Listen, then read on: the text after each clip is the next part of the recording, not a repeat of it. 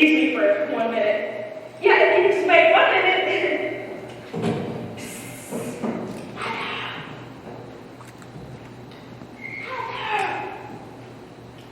Yes, dear. Telephone. Oh, no, not fellow over there. Say I'm busy, but money. It's the society editor of the evening news feed.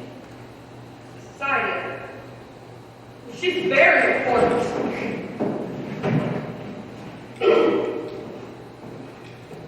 Good afternoon. This is Rlcc. Yes, a team reception for the members of the Wednesday Forum. You might say program team. Well, my mother, you know, the late Marcella Down, pioneer, cultural leader. She came here by Ox team as a child, and she founded the Wednesday Forum. Well, how many would you say? 75 at least? Say 100. 75.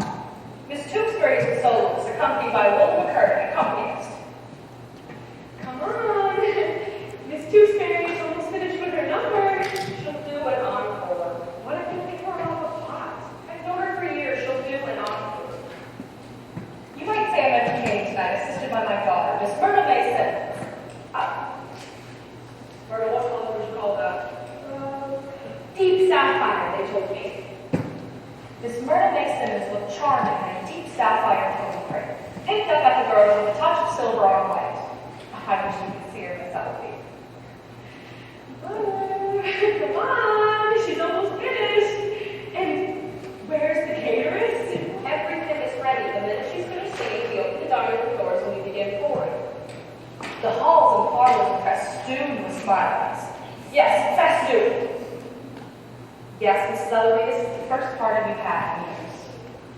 Well, there's a reason, but I don't want it in the papers. We all have our troubles, Miss Eloise. The guest list. Well, come.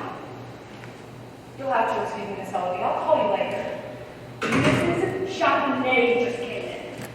Mrs. Eugene Charbonnet Sr. Her father was a scout with Buffalo Bill. So naturally she does that now. You must be nice to Mrs. Charbonnet. She has a grandson about your age. What difference will it make with Uncle Elwood?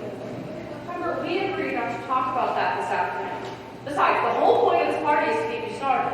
We start with the older women and make our way to the younger group. Well, we can't get anybody here in the evenings, and that's when men come to see you. In the evenings? I mean, the only reason we can even have this party is because Uncle Elwood is at the 4th Avenue firehouse playing pinochle. Thank God. Firehouse. Well, they'll just have to invite you out. It won't hurt them one bit. Oh, Myrtle, there's so much to offer. I don't care what anybody says. There's something sweet about every young girl. And a man takes that sweetness and look what he does with it. But you just have to meet somebody right away. That's all there is to it. If I do, they say, that's Myrtle Mason's. Her Uncle Elwood P. Down is the biggest screwball in town. Elwood P. Down is power. You promised. All right, let's get them into the dining room. Now, when you make your little welcome speech on behalf of your grandmother, be sure to do this. And after that, I mention a few words about my Uncle Elwood and his pal, Harvey. Damn Harvey! That's right, girl. They let everybody in the Wednesday Forum hear you. You said that name. You promised you wouldn't say that name. You said it. I'm sorry, but how do we know Uncle Elwood will come in here and introduce Harvey to everybody except? This is awfully kind of you, Emily. Your Uncle Elwood is the biggest heartache I have. Even if people do call him peculiar, he's still my brother. And he won't be home this afternoon. Are you sure? Of course I'm sure. But Mother, why can't we live like other people? It's like you remind you. Elwood is not living with us. We are living with him. Living with him and Harvey. Did grandmother know about Harvey? I've wondered that myself, but she never wrote me if she did. Why did she have to leave all her property to Uncle Elwood? Well, I suppose it's because she died in his arms. People are sentimental about things like that. You always say that, and it doesn't make sense. She couldn't make out her will after she died, could she? Don't be didactic, Myrtle May. It's unbecoming in a young woman, and men loathe it. Don't forget to wave your hand. I'll do my best.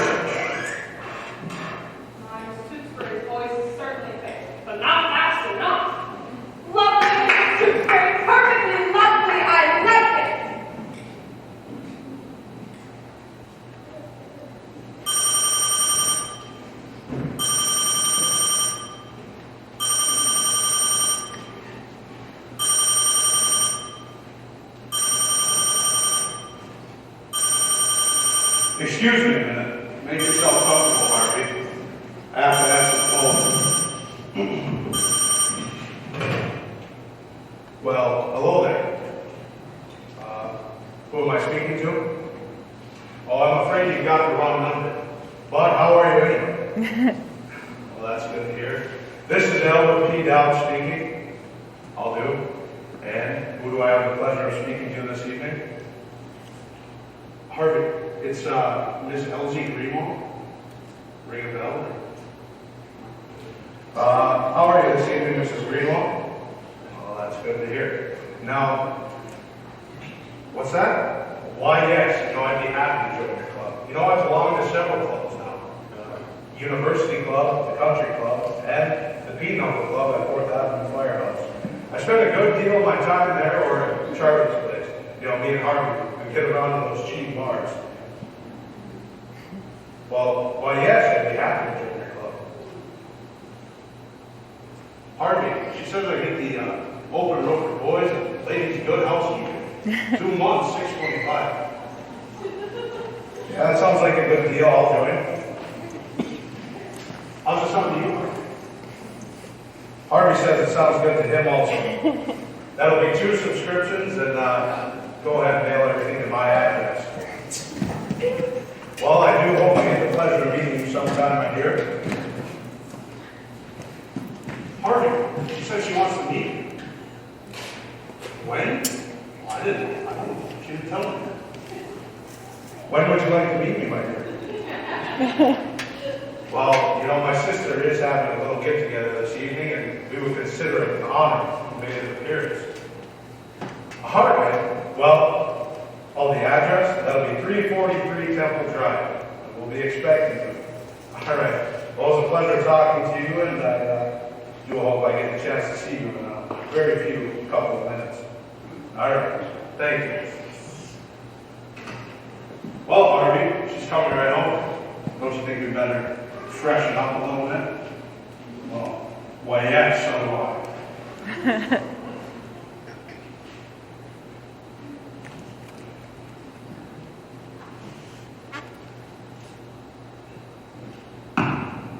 Can't seem to remember where I put that gas close. I must put it to the cellophane. Have you seen it, Mr. Johnson? No, I had it, Miss Higgins. Go look at my dresser. Mother, Mrs. Chauvenet, she's asking for you. Here she is, Mrs. Chauvenet. Here's Mother. Miss Higgins, I thought you were dead. Aunt Ethel, no, I'm very much alive. Thank you. And this full-grown grown daughter? I've known you since you were a baby. I know. What's your name, dear? This is Myrtle, Aunt Ethel. Myrtle May, with 2 sisters of her father. That's what had me confused. Where's Elwood? He couldn't make it this afternoon, Aunt Ethel. But how about some tea? Elwood isn't here? No. Oh, Shayla. That's the main reason I came. Oh, come now. There are loads of people dying to see you tonight. Do you realize that it's been years since I've seen Elwood? No, but where does the time go? I don't understand. I was just talking to Mr. Chauvenet only the other day. What on earth do you suppose has happened to Elwood? He hasn't been to club dance in years and hasn't seen that horse show. Is Elwood seeing anybody these days? Yes, Aunt Ethel. Elwood sees somebody. Oh, yes. Your Uncle Elwood, child, is one of my favorite people. Always has been. Yes, I remember. Is Elwood happy there? Oh, you don't need to worry about Elwood. He's just fine. Why, there's Mrs. Spring coming. Just came in. Wouldn't you like to speak to her? My, she looks ghastly. Hasn't she failed though? If you think she looks bad, you should see her husband. Is that so? I must have him over. My, she looks frightful. I thought she was dead. Oh, no. My word. How about some tea, Aunt Ethel? If you will forgive me, I will precede you.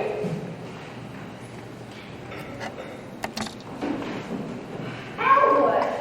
Elwood, be down. Bless your heart. Aunt Ethel, what a pleasure it is to walk into a room and find such a beautiful woman waiting for me. Elwood, you haven't changed a bit. Come along, Aunt Ethel. You must have missed the rest of the party. I feel like tea. Stop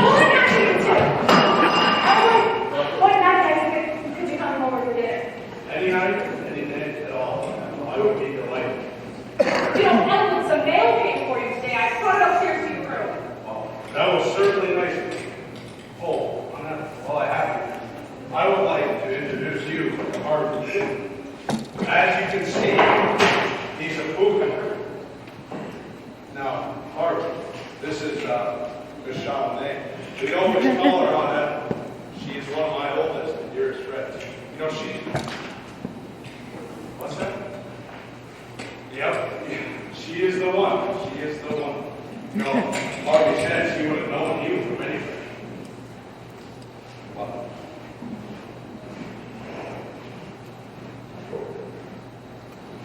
come on, Harvey.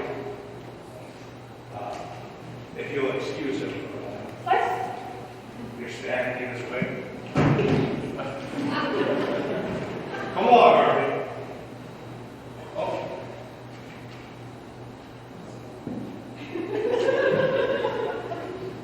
All right.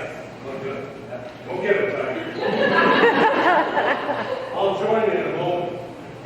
Now, on Ethel, I can see that you're a little disturbed about Harvey.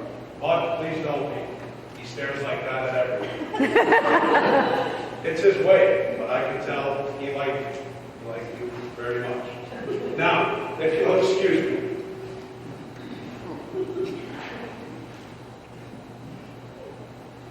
Drink, perhaps? No, no. I'll be right back. No, I'm so sorry. I'll be talking to you soon. Goodbye. Goodbye.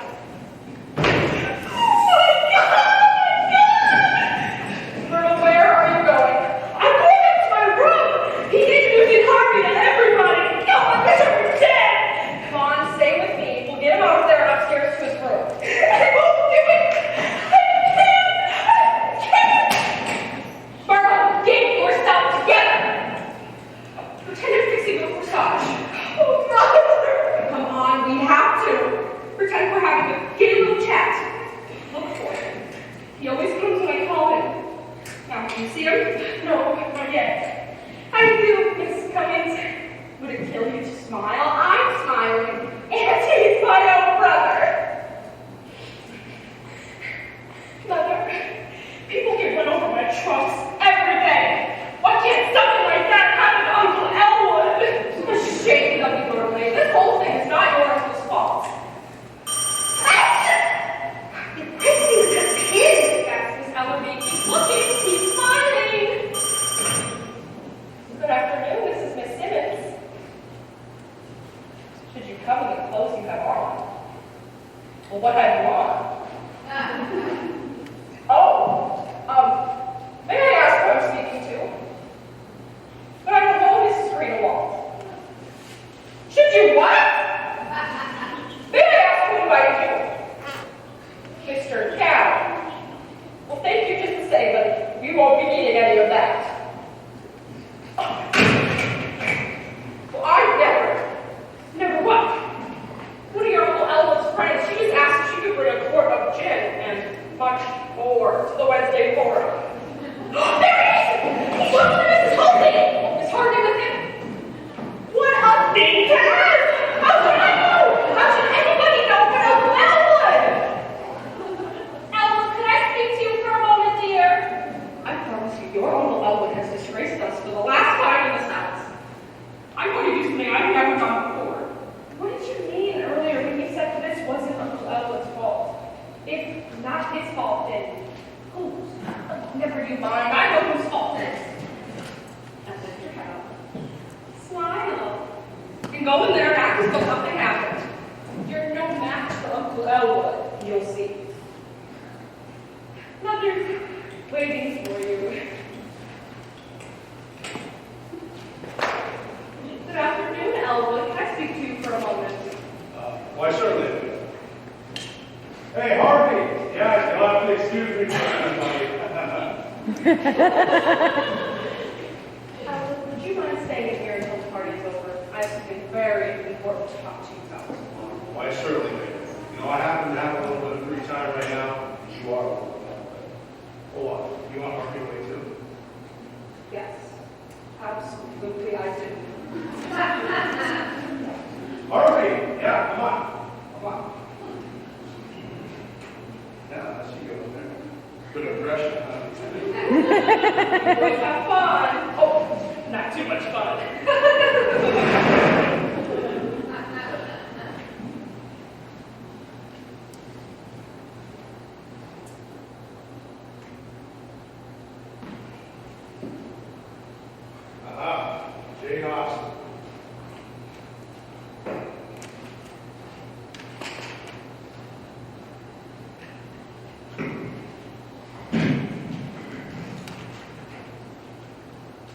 I'll have a seat with me. You know, Beta said she wants to talk to us. Seems like it's pretty important. I think she's just going to congratulate us on the impression we just made at the party.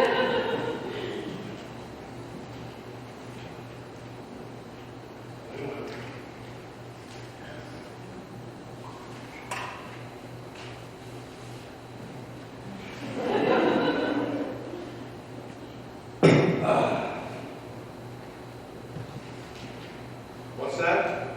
Oh, I'm just reading Jane Austen, Deluxe Edition. Limited gross edit, not mine. Chapter 1. Now, once previous, the American Council of Art Societies had organized its intensive language program. For the purpose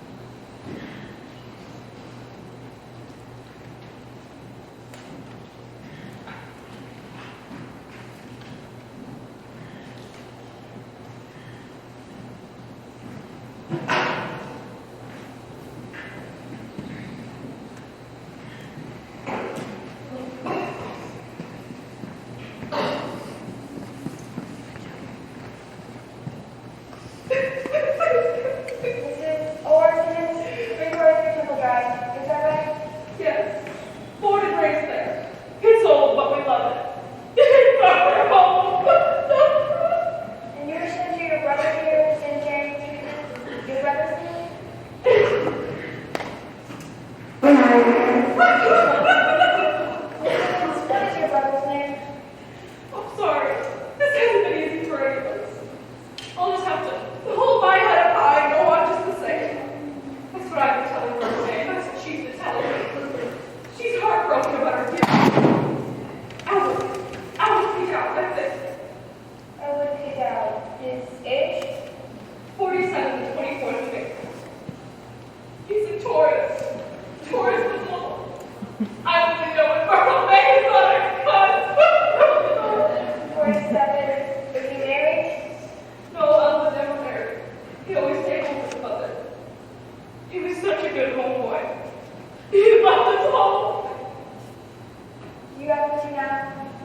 He's in a taxi cab down in the driveway. I paid the driver $1 to watch him, but I didn't tell him why. You can't tell these things to perfect strangers. Well, so will you step into a taxi in the driveway and ask Mr. Dowd if we'd be good to step up for number 24 South Main Street? Ask him This is his sister, Miss Simmons. how good. I'll be sure to be glad. Thank you. The rates here, Miss Simmons. You'll find them printed on this card. That will all be taken care of by my mother's estate. Marcella getting down. Judge Gaffney is our attorney. And I'll see if Dr. Sanderson can see you. Dr. Sanderson. Well, I want to speak to Dr. Chumley herself. Well, Miss Simmons, Dr. Sanderson only sees everybody. Dr. Chumley sees no one. Well, she's still head of this institution, isn't she? She's still a psychiatrist, isn't she? She's a psychiatrist. Dr. Chumley's more than that. She's a psychiatrist with a national reputation. Whenever people have mental breakdowns, they at once think of Dr. Chumley. Well, that's her office, isn't it? Well, I want you to march right in there and tell her I want to speak to her. If she knows who's in here, she'll come out. I wouldn't dare experiment with Simmons. I would be discharged by then. Well, I don't want to be passed off onto any second fiddle. Dr. Sanderson is nobody's second fiddle. He's young, of course, and hasn't been out of medical school for very long. But Dr. Chumley tried out 12 and kept Dr. Sanderson. He's really wonderful to the patients. Very well. Tell them I'm here. Right away.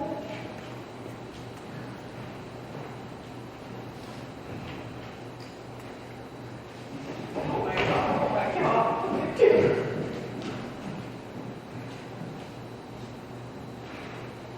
Beta, I just have to say, this place is wonderful. Have you seen the flowers that they're growing outside the home?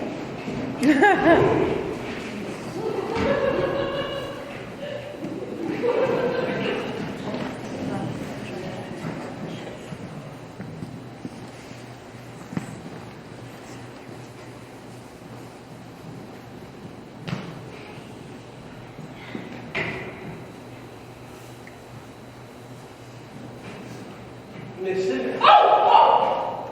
I'm sorry. I didn't see you come in frightened. You're Dr. Sanderson? Yes, will you have a seat, please? Yes. Sorry, I hope you don't think I'm jumpy like that all the time. It's just Of course not. Miss Kelly tells me you're concerned about your brother. Doubtless. Elwood Peabout. Yes, doctor. It's just that he... Sorry, because of the reason for any of us. Of course, it's not always easy for families and patients. I understand. It's what Elwood's doing to himself, doctor. That's the thing. Myrtle Bay has a right to nice friends. She's young and her whole life is before her. It's my daughter. Your daughter. Now, how long has it been since you've noticed any peculiarity in your brother's actions?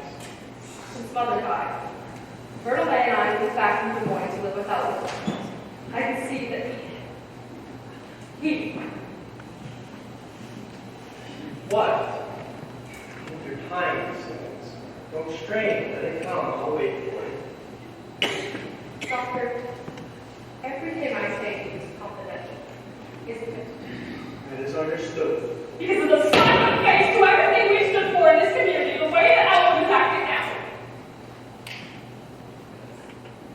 So, and here I am trying to get Myrtle Bay started with the next group of just friends.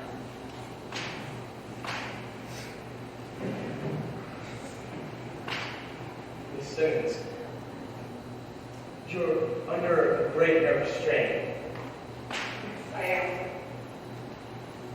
Short. Loss of sleep. How could anybody sleep with what's been going on? Short-tempered over trifles. You just try to live with Elwood and see how your temper holds up.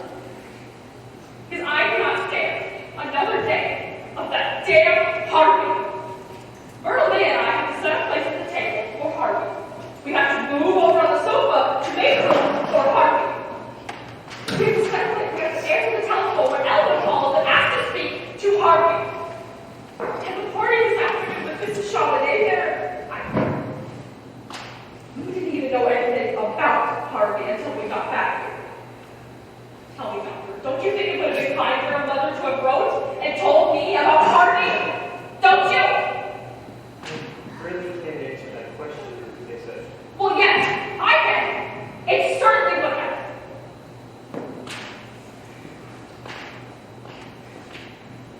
I can see that you're tired. You're very tired. Yes, I am. And I'm going to help you. Doctor, I'm going to tell you something I've never told anybody in the world before. Every now and then, I see that big white rabbit. Isn't that terrible? I've never even told that to Myrtle Bay. Simmons. And what's more, he's just as big as Elwood says he is. Don't you tell that to anybody, doctor. I'm ashamed of it.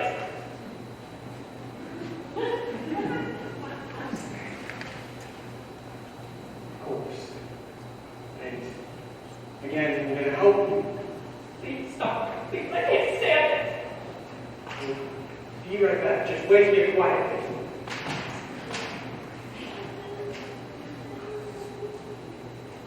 Well, I suppose I go down to the cab and grab Elwood's things.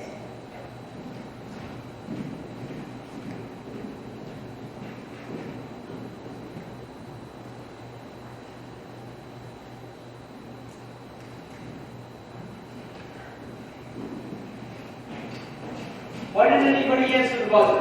I didn't hear you, Robert. I rang and rang. Miss Simmons. Oh, God. Wilson, sound the dog. That poor woman must not leave the grounds. She made her get away. Go after her. I can't believe it. What have we available, Miss Kelly? Room number 13, OSR is right out there. Have her taken there name immediately. And her brother, Dad, get him on the telephone for me, please. But doctor, I didn't know if the woman needed treatment. She said it was for her brother. Of course she did. It's the oldest dodge in the world. Always used by some cunning type of psychopath. Apparently she knew her brother was out to her, so she came out here to discredit him. Can you get him on the telephone for me, please? But doctor, I thought the woman was all right, so I had Wilson take the brother up to him with a 24/7 G. He's there now. You did? Oh, guys, please tell me you're not serious, are you? I did, doctor. I did. But doctor, I'm terribly sorry. Oh, let's hear it. Sorry. That fixes everything. No. I'll go, doctor. I'll do it.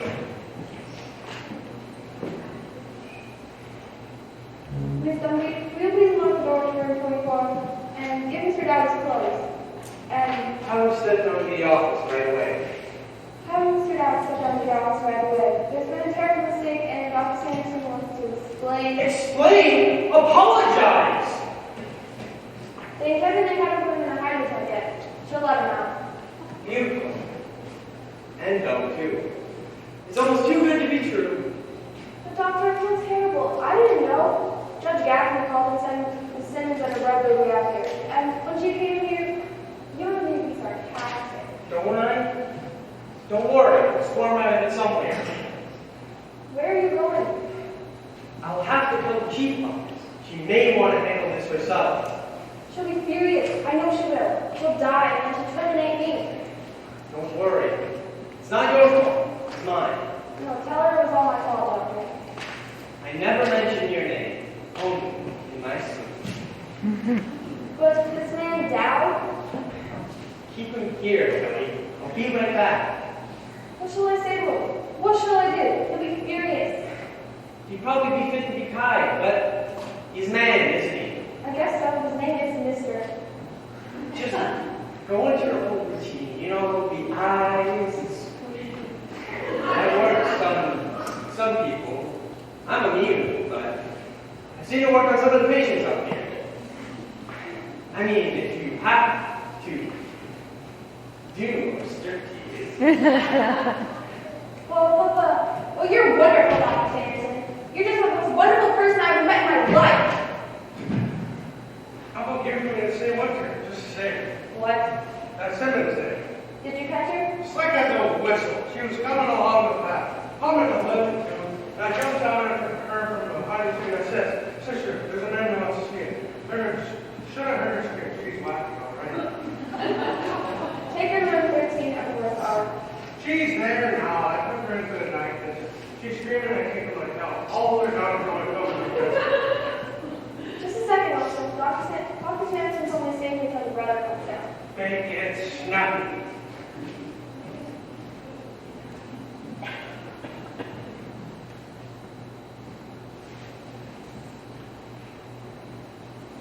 You're Mr. Dowd? L.O.P. I'm Miss Heather. I'm very happy to know that. Now, let me give you one of my cards here. Now, if you should ever want to call me at this one. Don't call me at that one, because that's the old one. Thank you. Perfectly all right. And if you happen to lose it, please don't be afraid. I have many more. Won't you please have a seat, Mr. Dowd? I'll have two. Follow me. Dr. Sanderson is very anxious to talk to you. He'll be here in a minute. Please be seated. After you, my dear. I really can't thank you. I'm in and out of time, but you mustn't mind me. Please sit down. After you. Can I get you a magazine to look at? No, Miss Kelly, if you don't mind, I'd much rather just look at you. You are very lovely. Oh, thank you. Some people don't seem to think so. Some people are blind. You know, that is often brought to my attention. But before we go any further, I must insist you let me introduce to you a very dear friend of mine. Mr. Dowd. L.O.P. Here. Let me give you one of my cards. Now, if you should ever want to call me at this one. Don't call me at the one. I'm Mr. Sanderson, Lyman Sanderson, Dr. Charlie's assistant. I am very happy to know that. How are you, Doctor? Well, that's going to depend on you, I'm afraid. Will you have a seat, please? You met Miss Kelly here. I've had that pleasure. Can you have a seat? After Miss Kelly. Sit down.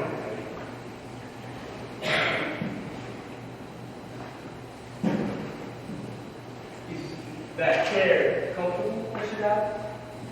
Why, yes, would you like to try? No.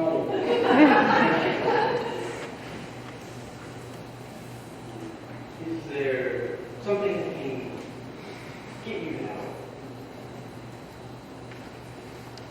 An ashtray? Can we get Mr. Dodd an ashtray?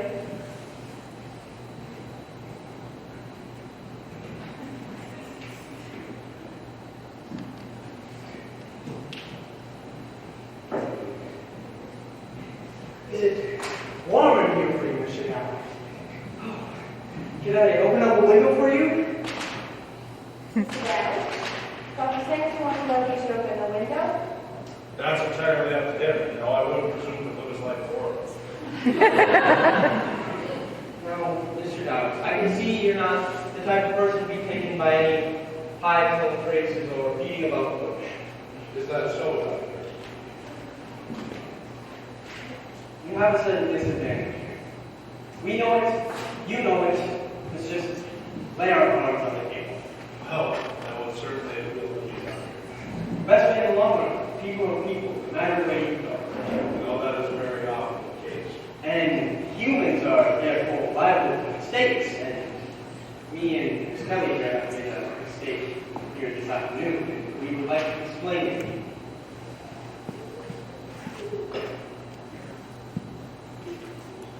It wasn't Dr. Simpson's fault, Mr. Dad. We've learned. It still surprises me, nevertheless. You would Miss Kelly say this afternoon? We do hope you understand, Mr. Dad. Well, of course. You know, these things are often the basis of a long and important discussion. You know, now, if, of course, it's not her fault, but mine. You know, Doctor, your attitude may be old-fashioned, but I certainly like it. Now, if I had seen your sister first, that would have been entirely a different story. Well, now there you surprise me. I think the world and all obey. I suppose you can see the day. I want you to don't blame her. She's very sick, and she came in here insisting that you were in need of treatment. That is perfectly ridiculous. Well, maybe she'll feel that way at all. You know, I get along with Miss Fine. Yes, she was came here insisting and like very angry, and she had what you're drinking. I was beat up. She became hysterical. Well, you know, I can always tell Beta not to worry about that. I'll take care of you. Of course. And, well, I suppose you take a drink now and then, the same as the rest of us. I certainly do. And as a matter of fact, I would definitely like one right now. So would I. But your sister's reaction to a whole matter of your drinking was entirely too intense. Does your sister drink now? Well, no, Doctor. I don't think Beta has ever even tasted that. Oh, well, I think I'm going to surprise you here. I think she has and does constantly. Well, I am certainly surprised.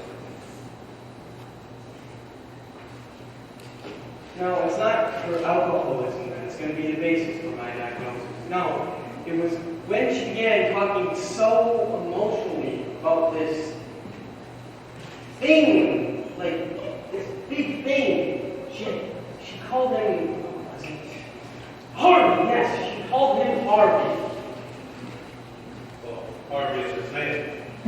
She said you were persecuting her with this Harvey. What? Beta shouldn't feel that way at all. I mean, I haven't persecuted her with Harvey once. But before we go any further, I must insist that you let me introduce to you.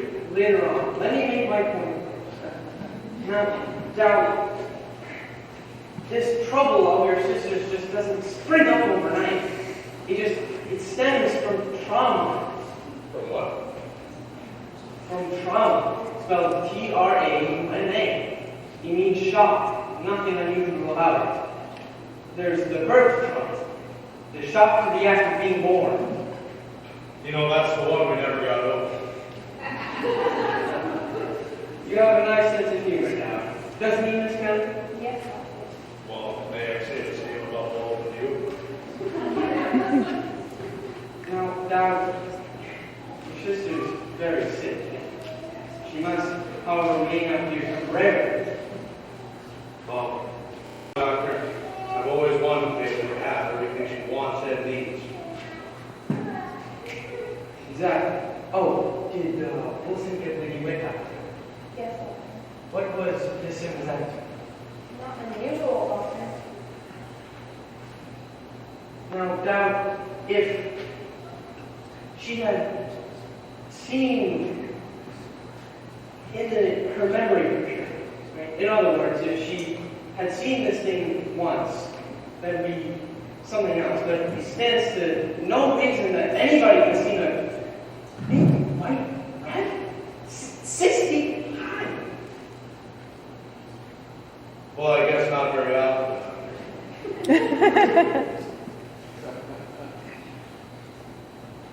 Of course.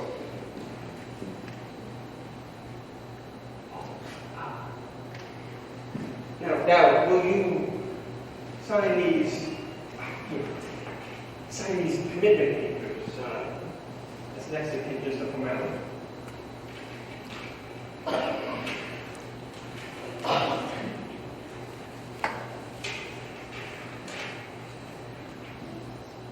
Oh no, doctor, I think you better have made it. I mean, she does all the signing and paperwork for the family. She's really good at it. We can't disturb her now. Perhaps I can reach out to the happy. Of course. Yeah, you can tell her later. You can tell her I advised her. And it isn't as if you could come back here anytime and make inquiries. When would you like to come back? Wednesday, say? Friday, say? Well, I could come back right after dinner, in an hour or so. Glad to have you. You have a lot of work to do here. Well, I mean, I don't really have to go at all. I mean, I'm not very hungry. Glad to have you stay. Oh, and just be sure in your sister's mind that she's in good hands. If you go through this door here, past the stairway, you'll see the occupational therapy room, the observatory, the dye kitchen, and the library.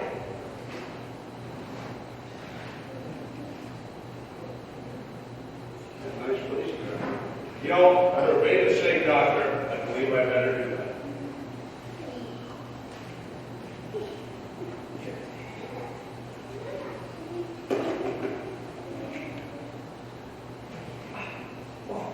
And it's been a great pleasure meeting you. Well, I've certainly enjoyed it too, doctor. Meeting you and Mrs. Kelly. Now, I would like to invite you both down with me now to Charlie's place. I would be very happy to buy you both a drink. I don't know, but you have a lot of work to do. Well, you know, when I mesh well with a group of people, I like to stay right with them. So, when do you guys get off work? I don't know. We don't get off duty till like 10 o'clock at night. Well, what if I pick you up here in the town at 10 o'clock tonight? Well, And you, Miss Kelly? Dr. Trumley doesn't approve of staff randomizing, but you've been so understanding. Maybe we can manage it. Okay, I'll pick you guys up here in the cab at 10 o'clock tonight, and the four of us will have a very happy evening together. Now, you said later on, so later on it will be. Goodbye for now. Now we can play together. Boy, that was a close shave. That man seemed pretty reasonable. And he was proud. What he had to be proud of, I don't know. But I played up to that pride. He can almost get to anybody. Dr. Sanderson, you say you can get anybody that wants you.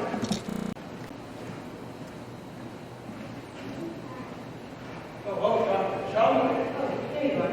How is everyone over there? There. Thank you, Wilson. There. Look, somebody's gonna have to give me a hand with that Simmons thing. She's terrible. Order her to restrain Jack herself. Forgive me, didn't you?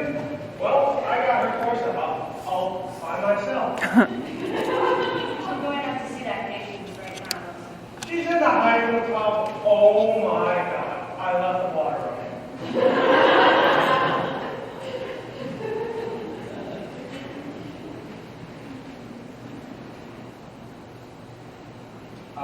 Hello, remember Thomas?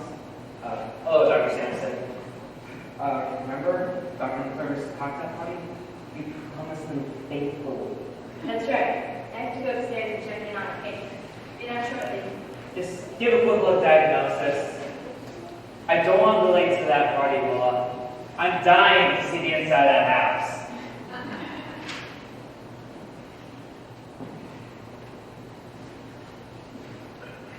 Good evening. Good evening. I'm Mr. Chumley, Dr. Chumley Tusker. I'm very happy to know that. Now it's my name, Elwood Lee. Here, I'll give you one of my cards. Now, if you ever want to call me at this one. Don't call me at that, because that's the old.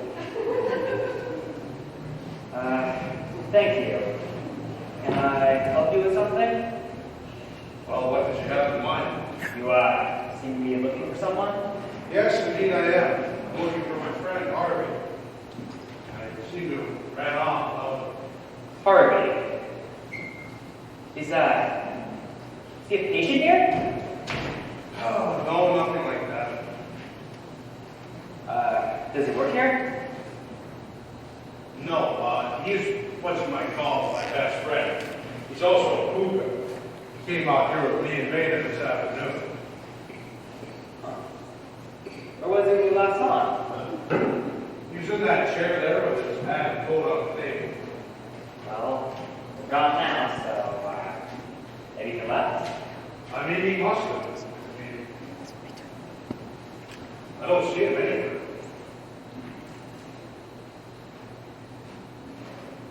What was that word you just said? Hookah.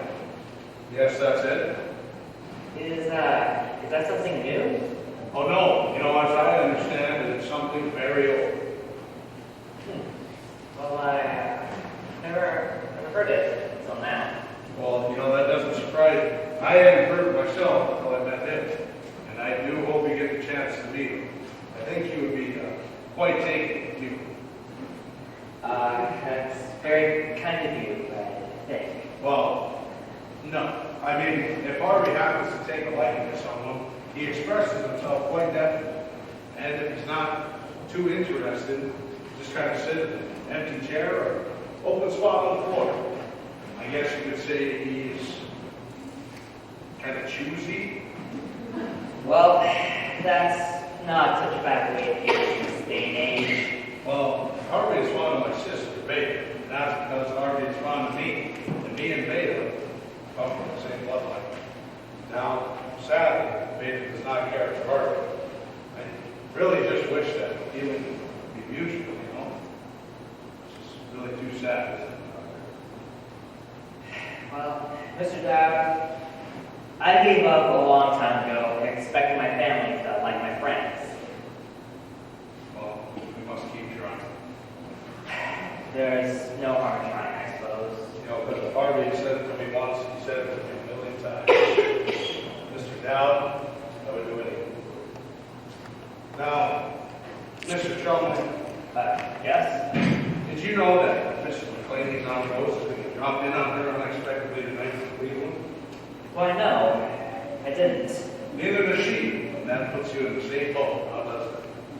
Well, I don't know anyone named Mrs. Mrs. McClaney? Well, she lives next door to us. She's a wonderful, wonderful woman. And Harvey told me about her not going. You know, that's perfectly interesting little news, and that you're perfectly free to pass around.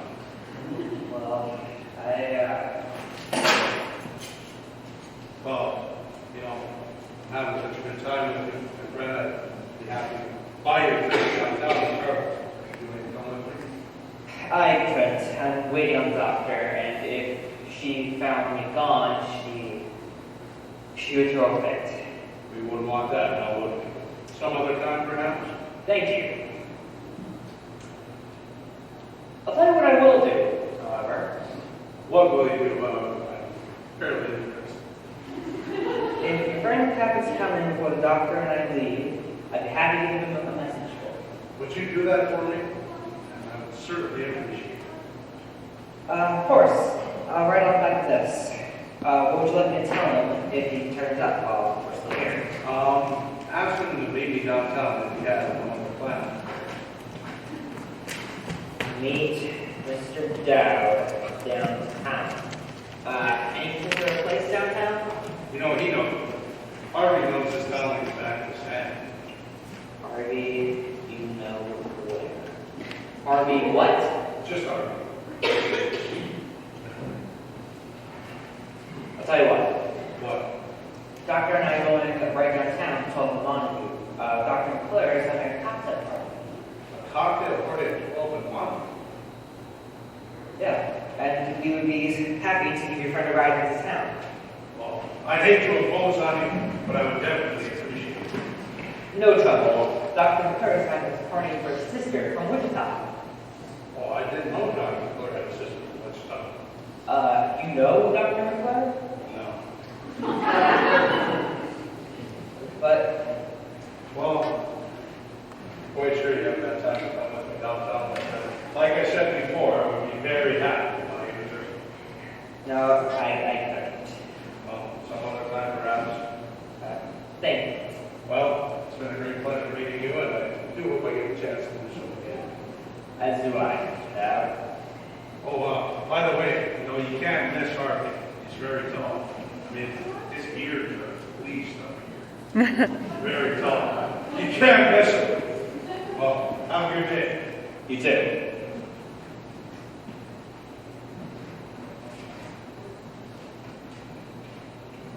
That Simmons woman is uncooperative, Doctor. She refuses to admit she can see this big white rabbit. Insists it's a brother. Give her 2 of these at 9, another at 10 if she continues to be restless. A trip to the hygiene room at 8, and 1 in the morning at 7. Then we'll see if she will cooperate. Won't we, Doctor? Yes, doctor. You know where to call me if you need me. Ready, Barry? Yes. Oh, look. There was a man here earlier named, Dowd.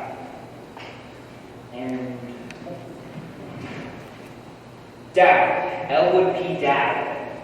That's Mrs. Simmons' brother. I came up a full visitor's pass. She mustn't see anyone, not anyone at all. Tell him. Oh, you didn't ask her? He came through here asking for someone, some friend of his. Who could that be, Dr. Sanderson? I don't know. Was there anybody with Dowd? You saw anybody? No, Doctor, not what I saw.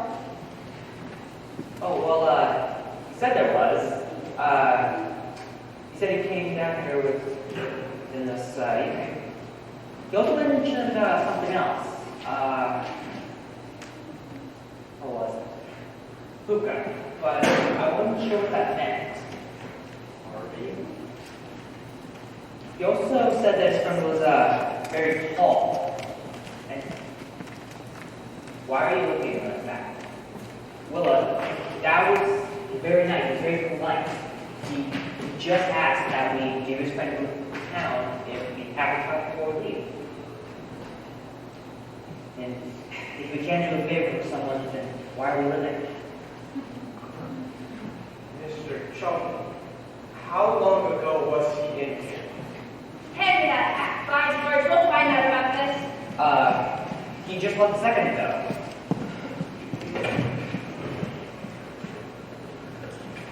Maybe it's Henry. Dr. Sanderson. Yeah, George, yeah. Did a man in a brown coat go out through the main gate a minute ago? He did? He's gone?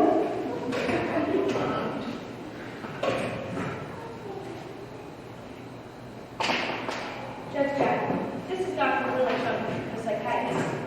I'm making a routine check on the spelling of a name before entering it into our records. Judge, you telephoned out here this afternoon about having a fine here committed. How was that name spelled? With a W, not a U. Mr. L.P.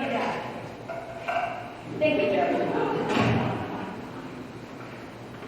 Dr. Sanderson, I believe your name is Sanderson. Yes, doctor. You know that much, do you? You went to medical school. You studied psychiatry. You graduated. You went forth. Well, perhaps we're neglected to tell you that a rabbit has 2 large pointed ears, and that a hat for a rabbit would have to be perforated to make room for those ears.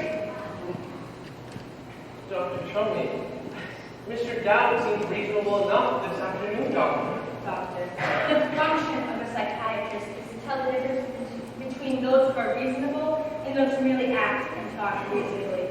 Do you know what you have done to me? You don't answer. I'll tell you. You have permitted a psychopathic case to walk off these grounds and roam around with an overgrown white rabbit. You have subjected me, a psychiatrist, to the humiliation of having to call, of all things, a lawyer to figure out who came out here to commit and who came out here to be committed.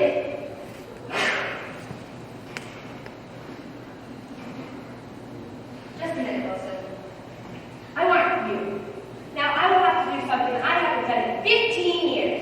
I will have to go out after this patient, Elwood P. Down, and I will have to bring him back. And when I do, factory connection to this institution is ended at that moment. Wilson, get the car. Barry, call the clerk and tell him we can't make it. Miss Kelly, come upstairs with me and we'll get that woman out of the tub. Yes, doctor. I'm gonna tell her we'll meet home for dinner. She's gonna be mad about that one.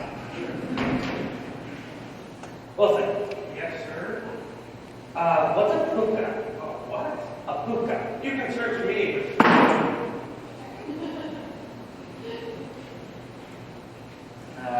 Here. I wonder if it's in an encyclopedia. The guy had it, please. I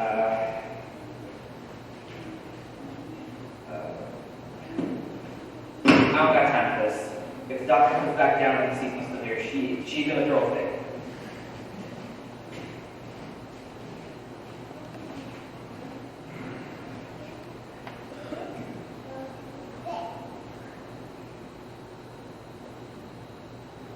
P-O-O-K-A. Puka. From old Celtic mythology, a fairy spirit in animal form, always very light. The puka appears here and there, now and then, to this one and that one, and his own caprice, a wise but mischievous creature, very fond of rum pots and crackers. How are you, Mr. Wilson?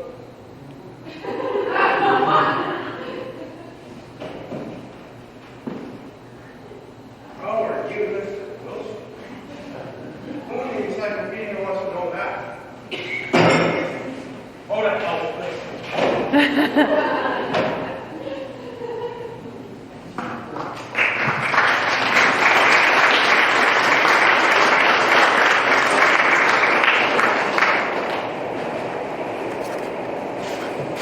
All right, they'll be back. That's strange. She went up to Thomas Ross and tell him about Harvey and put Uncle Al with it. I mean, all she had to do was check him in. Did you find it? Okay, I'll be right up. They found it. Oh, found what? What are you talking about? When Mother took Uncle Al back to the sanitarium, I went out to the real estate office to put the house on the market. What do you think I found there? I'm not a quiz, kid. I found a man who was looking for an old house just like this one to kind of like a buffet apartment. He's going through it now. Now listen here, Marley. This house doesn't belong to you. It belongs to Uncle Elwood. But now that Ella is locked up, Mother controls the property, doesn't she? Where is your mother? Where is little me? Judge, I already told you. She went up to Chumley's Rest to tell them about Harvey and put Uncle Elwood in. Then why did you call me at the club while I was in the middle of a game and scream at me to meet her here to talk about something important? I don't know. I simply don't know. Have you got the key to this house? Certainly, it's in my seat. Mono, I feel pretty bad about this whole thing of locking Elwood up. Me and Mother are going to take a long trip now. I have to tax you. could have done anything, been anything, made a place for himself in this community. And all he did was get a big rabbit. He had everything. Brains, personality, friends, men liked him, women liked him, I liked him. Are you telling me that once Uncle Elwood was like other men, that women actually liked him? I mean, in that way.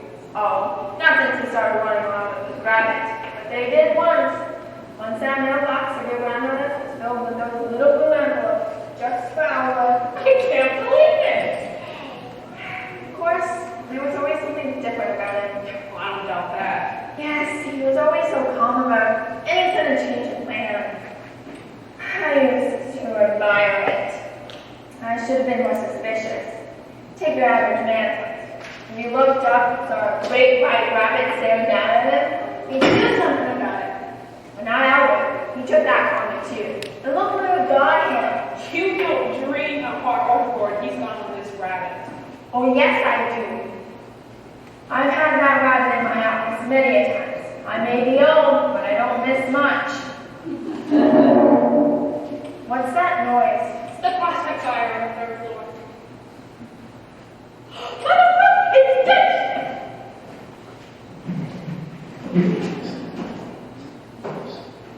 What's wrong, dear Louise?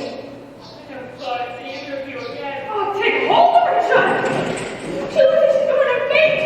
Now, Mother, you're all right. You're going to be perfectly all right. Steady, steady, dear Louise, steady. Not so fast. Don't rush her, mother. Ease her in. Sorry. Gas, hold on. Bea, do you want some tea? Mona, won't you give her some tea? Get her coat off, Judge. Mona, get her coat off. Don't leave me alone. Let me sit here and let me get my breath. Let me get breath, Judge. Only give me some place where I can sit down. Let me sit here. Get me upstairs to my own bed where I can let go. What happened to you, Mother? Damn it, girl, I'm wearing flannel. Why? What did you say? What did you do? Oh, you must have done something. I didn't do anything. I simply told them about Alvin and Harvey. What's this? Mother. I told them about Alvin and Harvey, and then I went down to the taxi cab to grab Alvin's things. As I was walking along the path, this awful man stepped up. He was a white slaver. I could tell he had one of those white suits. That's how they advertise. A man? What did he do, Mother? What did he do? He took hold of me and he... Go on, dear Louise. Go on. Poor Mother. Was he a young man? Well, man. You better leave the room. I should say not. Go on, Mother. What did he do, Bea? He took me upstairs and he tore my clothes off. Go on, Mother. I'll sue them for this. He sat me down into a tub of water. Oh, for heaven's sake. I always thought that what you were showing your face.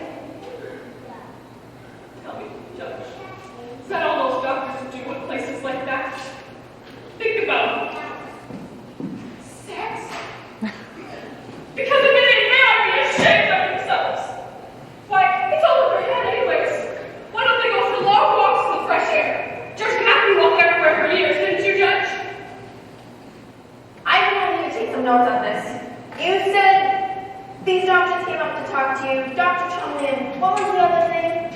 Seriously. Don't you listen to a thing he tells you, Judge. He's a liar. Gingers, they're always liars.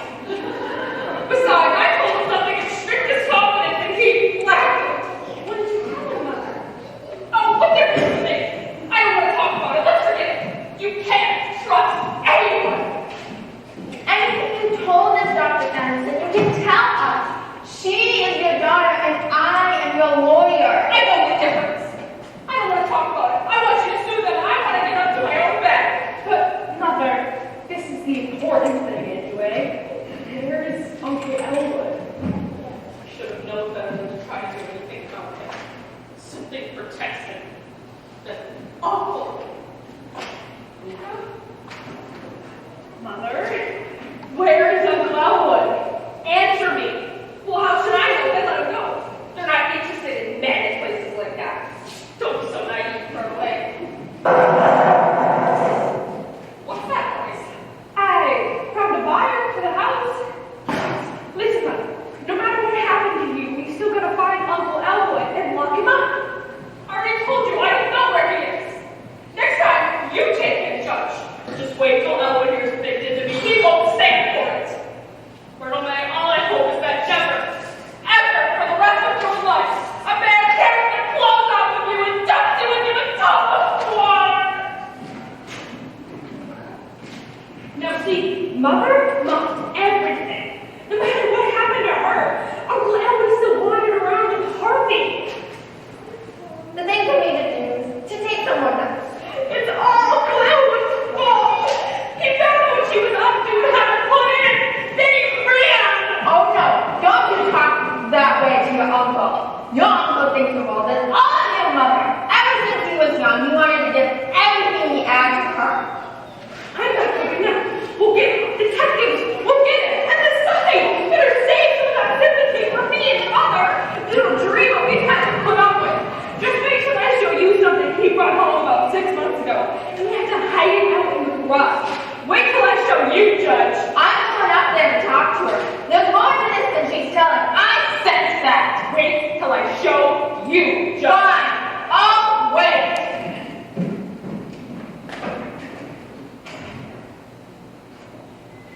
Okay, is he here? What? What's this? That crack call was right. Is he here? No, and may I ask who are you? He ain't here, Doctor! Dr. Jones, what's your name? Charlie. Well, I got something to say to her. What's your name? Let's have it. I am Judge Gaffney. Where is this Chumley? See, the reason I ask is because the doctor wants to know who she's talking to. This gal says the name is Judge Gaffney, Doctor. Well, Chumley. Good evening, Judge. Let's not waste time. Has he been here? Who? Elwood? No. But see here. Of course he hasn't been here. He's hiding. It'll be out to smoke him out. It'll be difficult, but I'll do it. They're sly, they're cunning, but I'll get them. I always do. Have you got the list of places you've been, Wilson? Right here. Read it. We've been to 17 bars. Oh, 17 whole bars. Bessie Barnes dance, Eddie's place, Charlie's place, the 4th, 10th, and 12th, and 9th Avenue firehouses, the Union Station, and the grain elevator. Why does this guy want to call it the grain elevator? The Foreman's apprentice. He has many friends in many places. I stopped by here to ask Mrs. Simmons if she has any other suggestions as to where he might have been. Dr. Chumley, I have to inform you that Mrs. Simmons has retained me to file suits against you. What? For what happened at the sanitarium this afternoon? A suit. And while on that subject, Ain't that pretty, Doctor? After us, I can tell all our comes for the fun night, guys. What happened this afternoon was an unfortunate mistake. I've discharged my assistant who made it, and I'm fully prepared to take charge of this man's case personally. It interests me. My interest is something no amount of money can buy. You can ask any of them. but what happened this afternoon, Doctor? Water under the dam. This is how I see it. I see it this way. The important thing now is to get that man and take him back to the sanitarium where he belongs. That's right, Judge. That's just what I think.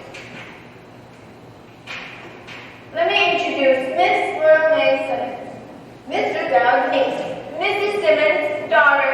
How do you do, Dr. Chumley? How do you do, Miss Simmons? Hello, Myrtle. What? Oh, Now, let me talk to Mrs. Simmons. she won't come down. You try to get her, Judge.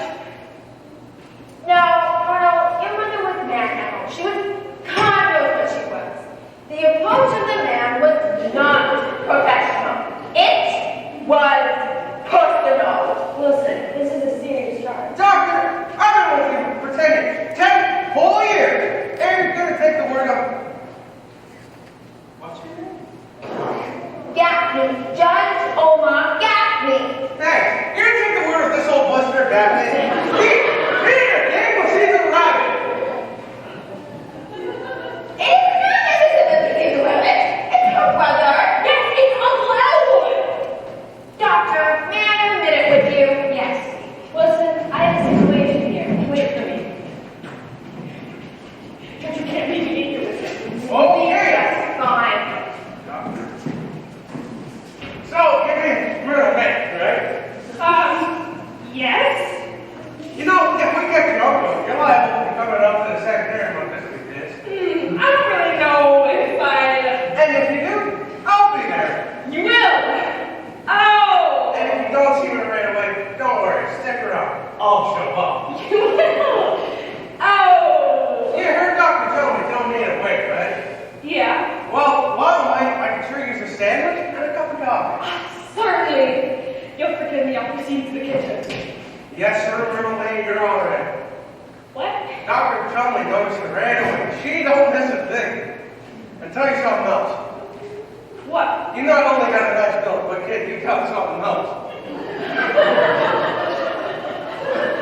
What? You got the screwiest something that ever stuck his foot inside of that house.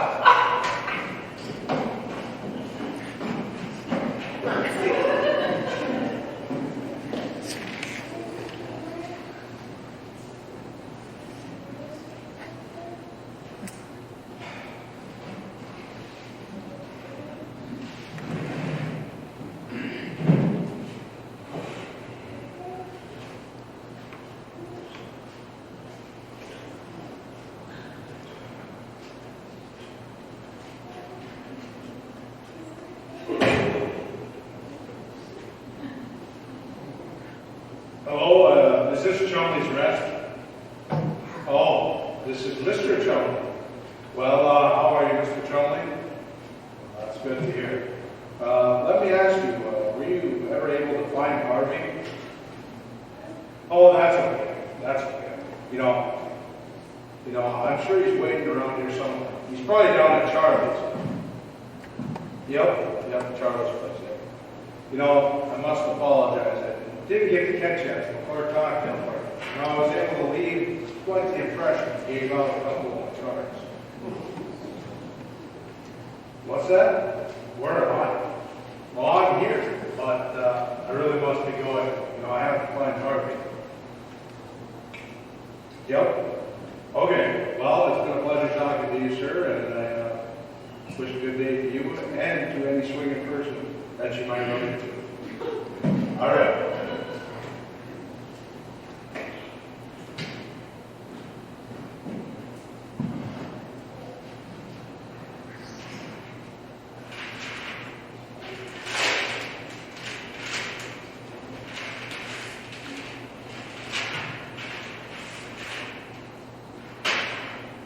Aha! I found it.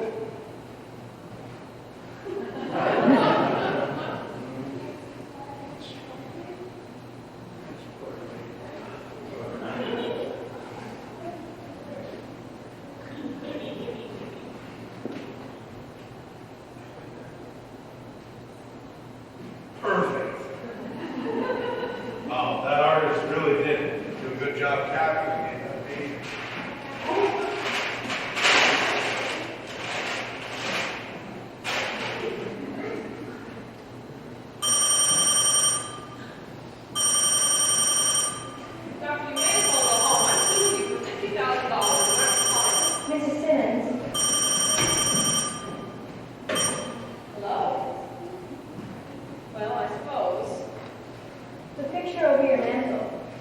How do you know that that portrait is the pride of this house? Who painted it? Oh, some man, I don't remember his name. He was here for the sittings and we paid him and he left. Hello? No, this is Dexter 1567. Goodbye. I suppose if you have the money, you can persuade anyone to do anything. Well, doctor, do you remember what I told you when you helped me out of that tub at your place? You expressed yourself. I don't remember the words. I said, Dr. Chalkley, this is a belated civility. Isn't that what I said? You said something of the sort. Well, you asked, you may as well learn something from it. I took a course on art this last winter, and the difference between a mechanical thing such as a photograph and a fine oil painting is just this. A photograph only captures the reality. A painting captures not only the reality, but the dreams that are behind it. It's our dreams that keep us going, that separate us from the beasts. Well, I don't know what I'd have to live for if I didn't have dreams.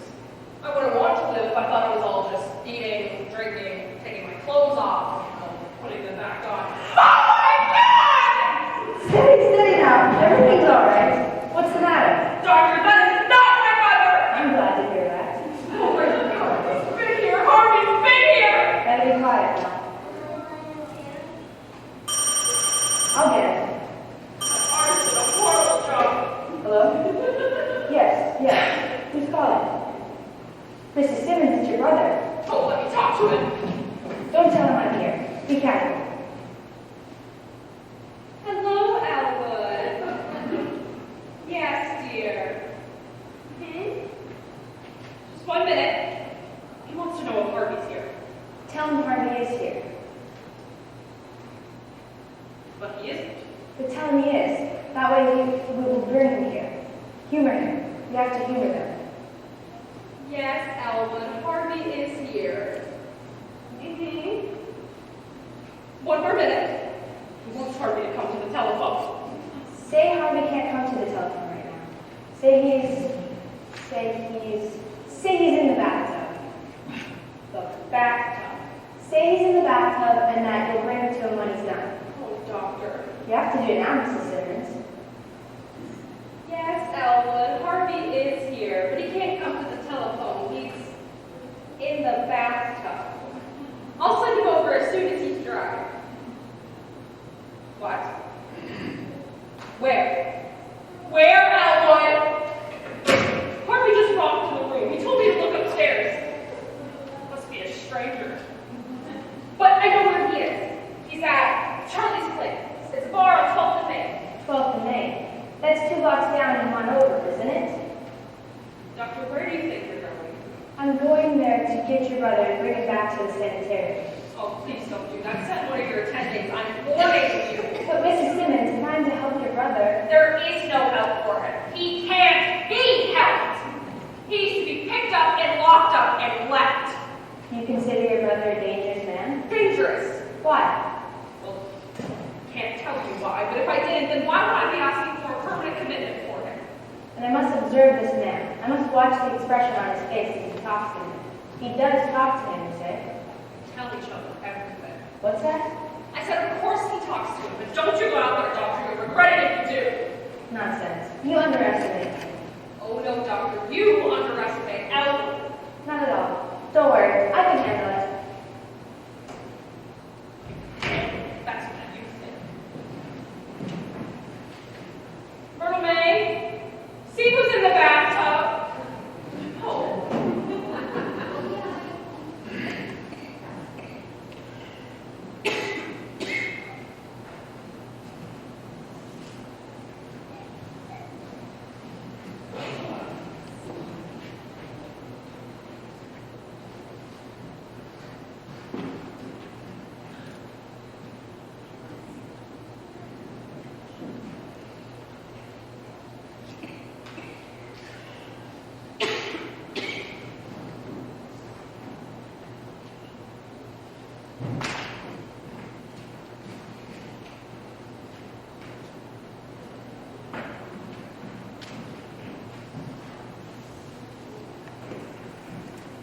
Thank you. I may call later.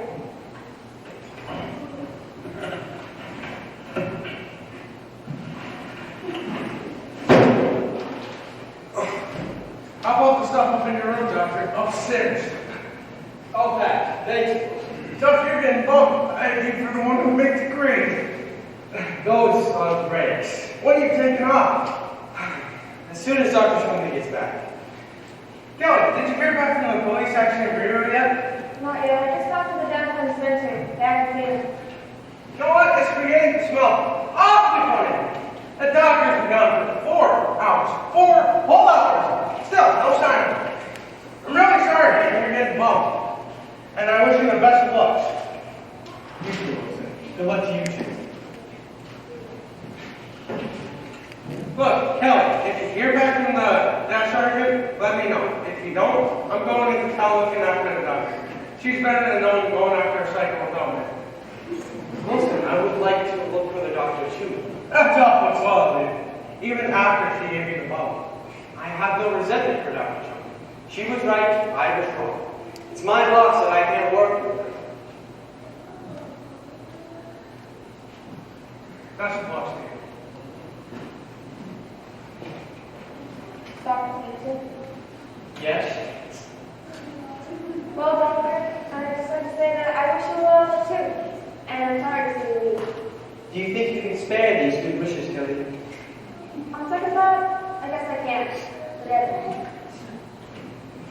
it. Kelly, this is for nothing, just a little advice.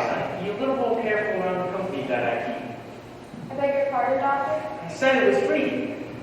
I saw you dancing with that drip in the red rose room at the Frontier Hotel. Oh, did you? I didn't notice.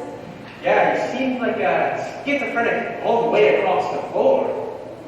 You really should have given me thought, Doctor. It was my date, not yours. That was his mentality. The rest of him... But she was beautiful, though. Who? That girl you were with? I thought you didn't know this. You bumped into us twice. I couldn't help it. Beats you, but that girl's a charming young lady. She knows how to conduct herself. Funny she couldn't really get a date on the Saturday night. And she has an excellent mind. Why doesn't she use it?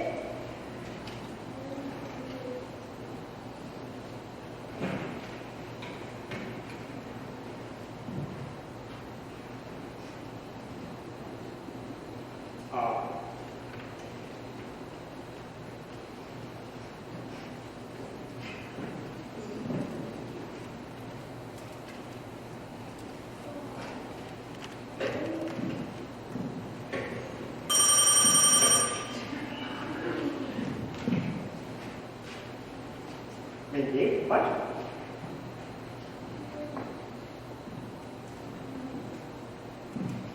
No.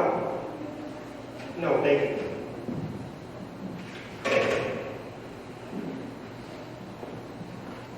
You know, you really shouldn't use any of your psychiatry on me. Oh, you know, just if I could do one more thing, just to see if you'd melt under any circumstance. I doubt it. You'll never know, Doctor.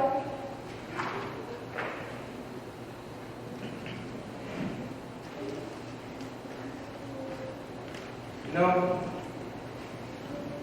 You have a very baby ego. Well, and you are the meanest, inflated ego case history?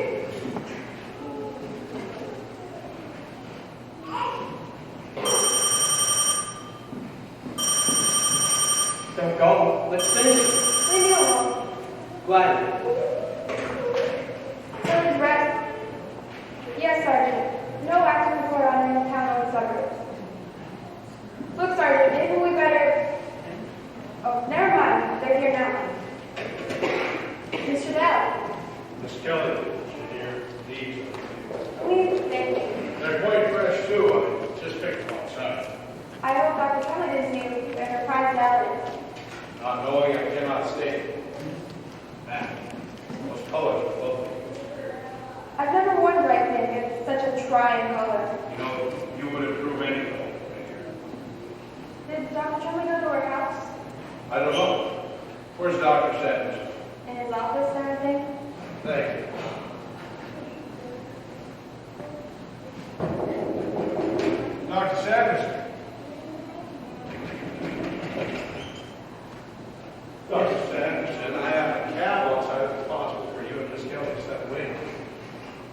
Mr. Dowd, where's Dr. Chumley?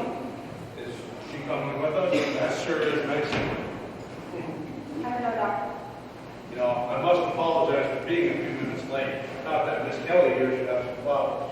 But with everything that's went out here this afternoon, the flowers should really be for me around here. As you grow older, these pretty women pass you by. You will think in deep gratitude that these generous girls are for you. Now, shall we be going? Mr. Dowd, I want you to have no resentment for Dr. Chumley. She's only here to help you. That's very nice of her. You know, I would like to help her too. Good, and if you can start by talking in a cooperative attitude, I'd be happy to have it. We will have to face reality sooner or later now. You know, Doctor, for 40 years I've wrestled with reality, and I think that I can find the state I want out of it. Now, please, join me down the chart. Here you are, buddy. Come on. We're going upstairs. Is the doctor okay? There must be some sort of misunderstanding. Me, Miss Kelly, and Dr. Sanderson, we're going down the Charles. You're very welcome to join us, Mr. Wilson. Wilson. You know, they do have a wonderful floor show. Yeah? Well, wait till you see the floor show we've got upstairs. Come on. Let's go. Wilson, just a minute. Where did you say Dr. Chumley went? As I said, she did not confide her plans with me. Wait, you're saying Dr. Chumley hasn't come back yet? Not yet. Where is she? That's what we're trying to figure out. Mr. Dowd walked in by himself. Oh, did he? Yeah? Listen, you talk fast or I'll work you over. Mr. Wilson, I can tell that you're a sincere type of person, but I must ask you to not use that language in your presence of a lovely young lady like Mrs. Kelly. Mr. Dowd, Dr. Chumley went into town to look for you. That was 4 hours ago. My, where's the evening gone? Listen to that, smart, eh?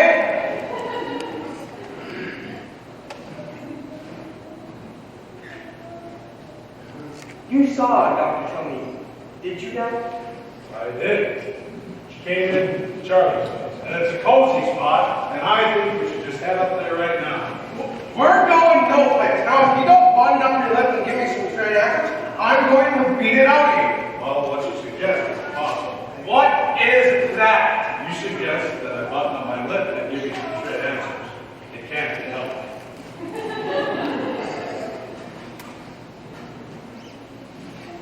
Mr. Dowd, Dr. Chumley did go to Charlie's place, you said. She did, and I was very happy to see her. She came in. Naturally, the proprietor brought her over, and we exchanged the conventional greetings. I believe I said, "How do you do, Dr. Chumley?" And I believe she said, "Good evening, Mr. Dowd." I think we said that at least once. Go on. I'm just trying to be factual. I then introduced her to Harvey. Who? A white rabbit, 6 feet tall. 6 feet! 6'1.5". Go on now. Well,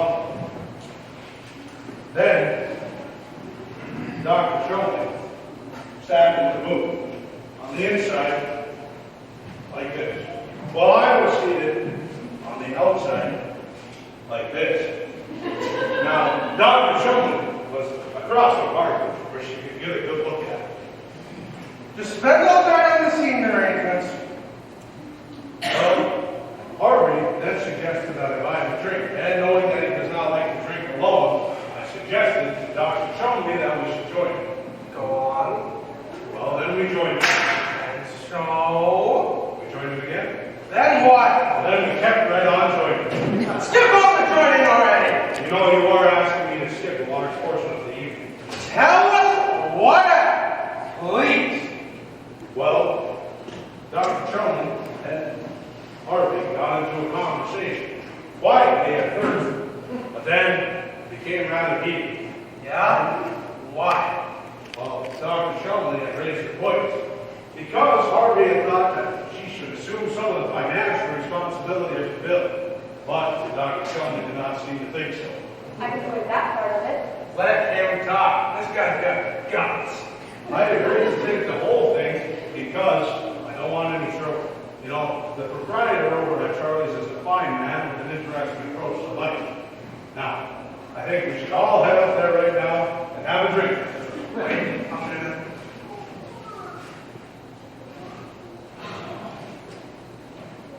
Mr. Dow.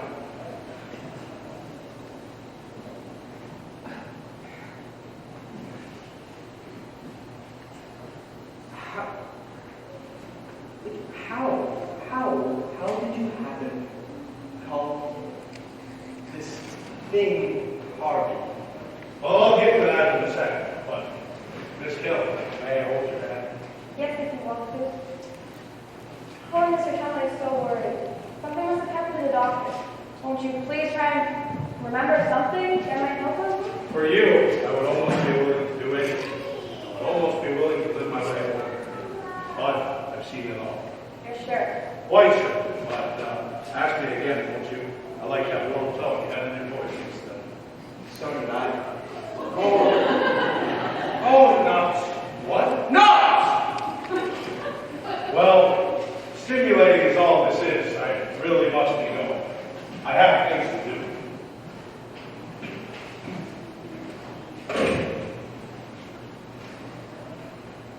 Silence, please. Is Dr. Chumley anywhere around there? She was there with Mr. Dow earlier this meeting. What? Oh, bite my head off.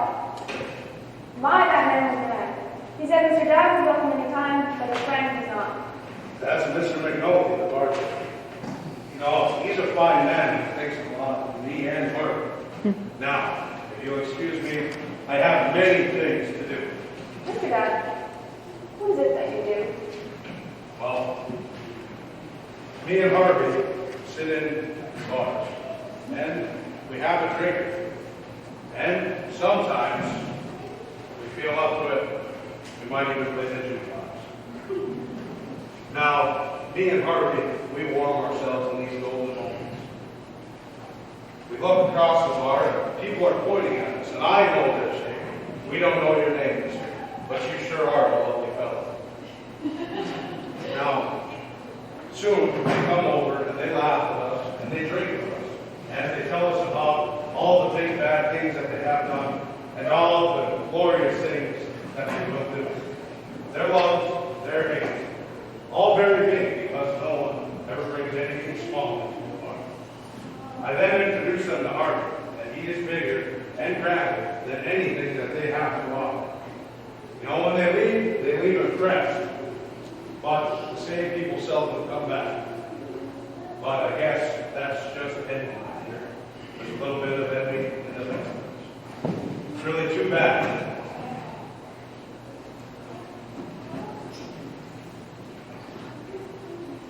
Now, again, how did you call Harvey? Well, now that I have time, that's a rather interesting coincidence. One night, I was walking between 18th and 19th on Fairfax. Do you know that block? Yes. Well, I just helped Ed Hickey into a taxi because Ed had been mixing his ride with his gin, and I thought that he needed to bake. So, as soon as I helped him in, I took a couple steps down the sidewalk and I heard a voice yell out, "Good evening, Mr. Dow," and turned around. There was a great 6-foot rat leaning against the lamp. Now, we've lived in the town for as long as I have, and this nothing really surprised me. So I thought nothing of it. But I went over, and the first thing he said to me was, "Well, Ed Hickey is a little stiff this evening, or could I be mistaken?" And of course, he was not mistaken. You know, I think the world and all of Ed, but he was definitely spit. Well, we continued on with our conversation. By the end of it, I said, "You know, you have me at a real disadvantage. You know my name, but I don't know yours." And right back at me, he said, "Well, what name do you like?" You know, I didn't even have to think a minute. Harvey has always been my favorite name, so I said Harvey. And this is the most interesting part of the whole story. Right back at me, he said. What a coincidence, my name just so happens to be Harper. Now, what was your father's name? John Frederick. Now, you had a playmate, right? Someone you were very fond of, someone you spent many happy, carefree hours with. Why, yes, did you? What was his name? Paul Nelson. Did you ever know the Nelsons, Doctor? No. Well, that's too bad. There were a lot of them, and they were lovely, lovely people.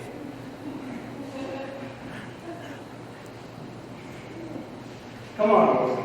Take him upstairs. I'm taking him nowhere. You made this your show, have to forget all about the doctor. Your show, run it. Come on, Dad. Come on, Ellen. Oh, very well, Doctor. But I cannot stay for too long. You know, I had promised Harvey I will see him at the floor show.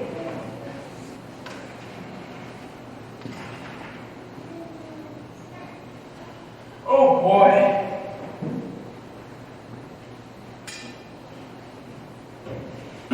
Dr. Tony, there you are. Are you all right? All right, of course I'm all right. Wilson, my baby father will lock that door.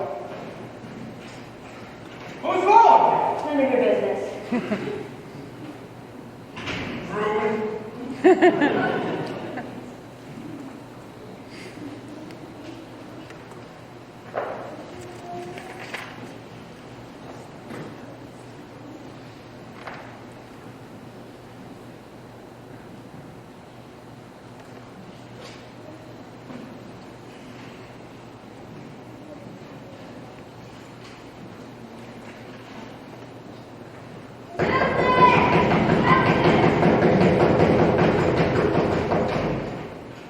How did you end up out here, Doctor? I swear I saw you going there.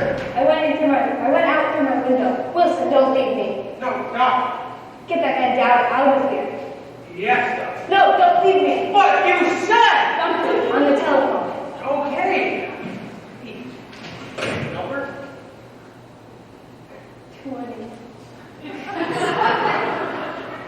68. 47. Thanks. Don't be give that man down his phone and get him out of here. Right away. No, don't leave me. Just a minute! Good Daphne. I want to see Dr. Chumper. I know. Hello. We've got to talk to you. This thing is serious. It certainly is. More serious than you suspect. Where can we go to talk? Not in there. The guy you know clearly does not want to go into her office. No, sir. Then sit down, Dr. Chumper. Sit down, Colonel May. Sit down, Dr. Sean. Sit down, little man. Wilson, don't go. Don't leave me. Now, here are my notes. The facts. Can everybody hear me? Yeah, we can all hear you. Now, has it ever occurred to you that this rabbit might be real? Of course it's not. Anybody who thinks it is crazy. What? Don't look at me like that. There's nothing funny about me. My father's family. They're all dead. Now then, my client, the plaintiff, Mrs. Veda Louise Simmons, swears under oath on the morning of November 2nd, standing in her kitchen of her home, she heard her name being called. She turned and saw her a great white rabbit. Resenting this intrusion, she exclaimed remarks. To drive the creature away, he went. What did she say to him? She was apathetic. The remarks do not matter. I need to know how she got this creature out of her sanitarium. I mean, her home. I hate to have to tell you this, Judge. It is a bit like Mother. Quit stalling. Let's have it. She looked him right in the eye and said, "To hell with you." To hell with you. He left? Yes, he left. But that's besides the point. The point is it perjury or is it something you can cope with? I ask for your opinion.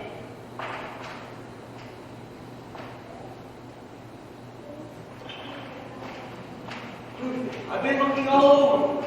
Dr. Sanderson, disregard what I said this afternoon. I want you on my staff. You're a very astute young man. Lyman, did you hear? Oh, baby!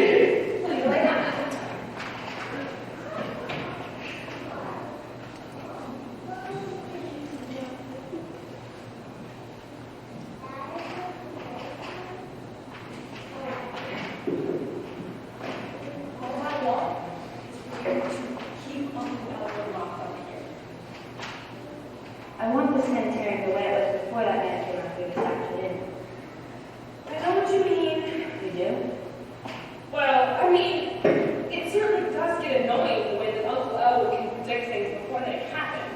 I mean, just this morning he said that the gallery's Aunt Rose would drop in on him to surprise me from Cleveland. And did she? Did she what? Aunt Rose, did she come just as Harley said she would? Yes, but what do I care? I mean, why do we care about the galleries? You say this sort of thing happens often? Yes, and isn't it silly? Uncle Elwood says that Harvey tells him everything. Harvey knows everything. How could he? There's no such thing as Harvey. Fly specks.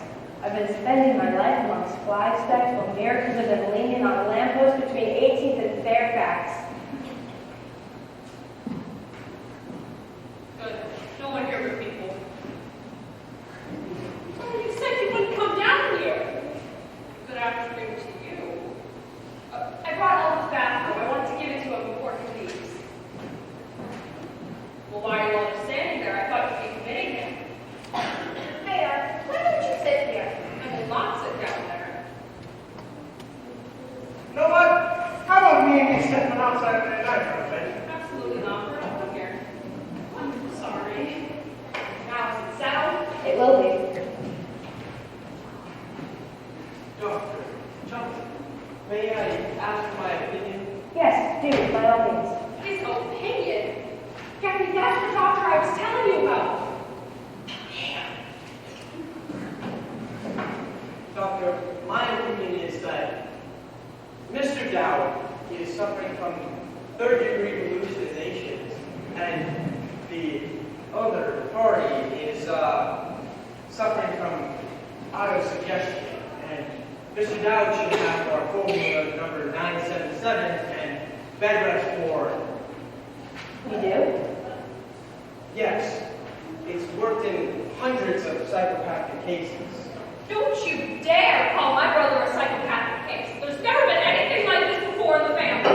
If you didn't think Uncle Elwood was a psychopathic case, then why bring him out here? Well, I wouldn't take him to jail, could I? This is not your Uncle Elwood's fault. Why did Harvey have to bother him in the first place? Of a town full of people, why did he have to talk to him?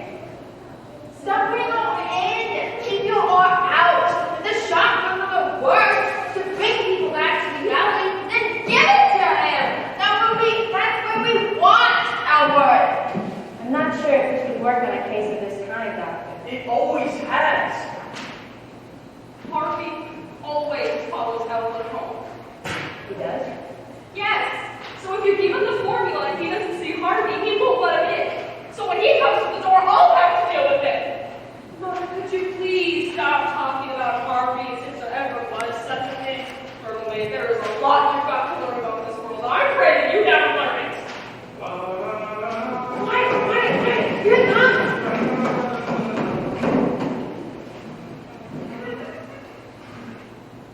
Good evening, everyone. Good evening, Elwood. I brought you your bathrobe. I think. Well, Dr. Chumley, what do we do? We've got to do something. Yes, we must. I should say so. Yes, it's imperative. Well, while you guys are making up your minds, why don't we go downtown to Charlotte's? You're not going anywhere, Elwood. You're staying here. No, I plan to leave, and if you all want me to stay, the element of conflict in any discussion is a good one. It means that everyone is taking part and no one feels left out. Doc, how was your meeting with Arthur? We're waiting for your answer, Doctor. What is your decision? I must be alone with this man. Can we all step into the other room? I'll have my diagnosis in a moment. Do hurry, doctor. I will. You stay here, Ellen. Mr. Dad, let me give you this chair. Let me give you this cigar. Is there anything else I can get for you? Oh, what did you have? Mr. Dad, what kind of a man are you? Where do you come from? Well, then I gave you one of my cards. And where on the face of this tired old earth would you find such a thing like him? Read the buka? Is it true that he has a function? That he... Gets advance notice? I'm happy to say it is. You know, Harvey is versatile. Harvey can stop clock. What? You've heard the expression his space would stop the clock, correct? Yes, but why? To what purpose? Harvey says he can look at your clock and stop it, and you can go anywhere in the world that you want, with whoever you want, whenever you want to go there. And when you come back, not a minute will tick by. You mean that he actually... Einstein has overcome time and space. Harvey has not only overcome time and space, but any objections.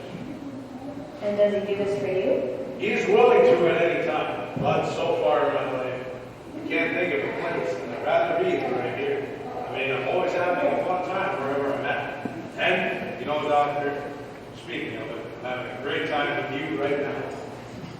Corona. I know where I'd go. Where? I'd go to Akron. Akron. There's a cottage camp outside of Akron in a grove of maple trees. Cool, green, beautiful.